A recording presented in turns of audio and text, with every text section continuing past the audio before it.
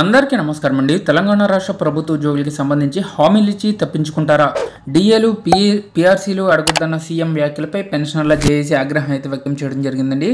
So ఇటీవలే కొత్త జీతాలు అడగొద్దు, డిఏలు అడగొద్దు అని చెప్పేసి సీఎం రేవంత్ రెడ్డి గారు సంచలనమైన వ్యాఖ్యలు చేయడం జరిగింది. దీనికి సంబంధించి రాష్ట్రంలో ఉద్యోగులు పెన్షనర్లకు హామీలు ఇచ్చే తప్పించుకుంటారా అని పెన్షన్దారుల సంయుక్త కార్యాచరణ సమితి సీఎం రేవంత్ రెడ్డిని ప్రశ్నించింది.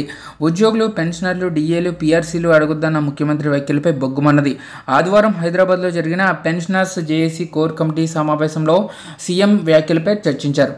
జీతాలు ఇచ్చేందుకే తల ప్రాణం తోకకొస్తుందన్న సీఎం మాటలను తీవ్రంగా ఖండించింది. అదిగో పిఆర్సీ, ఇదిగో డిఏ అంటూ సాగదీసిన ప్రభుత్వం ఇప్పుడు ఇవ్వలేమనడం దారుణమని మండిపడింది. ఎన్నికలకు ముందు మేనిఫెస్టోలో అనేక హామీలు ఇచ్చి ఇప్పుడేమో రాష్ట్ర ఆర్థిక పరిస్థితి బాగాలేదని తప్పించుకోవడాన్ని JAC chairman K Lakshmaiah, secretary general T Subhakar Rao తీవ్రంగా వ్యతిరేకించారు. ప్రజలకు ఉచితాలు, సంక్షేమ పథకాలు ఇస్తున్నారని, ఉద్యోగులు ప్రజలేనని కనీసం 3 డిఏలైనా సరే విడుదల చేయాలని డిమాండ్లు చేశారండి. ఇక రిటైర్డ్ ఉద్యోగులకు పెన్షనర్స్ బెనిఫిట్స్ అందజేయాలని, అన్ని దవాఖానాల్లో క్యాష్లెస్ ట్రీట్మెంట్ అమలు చేయాలని కోరారు.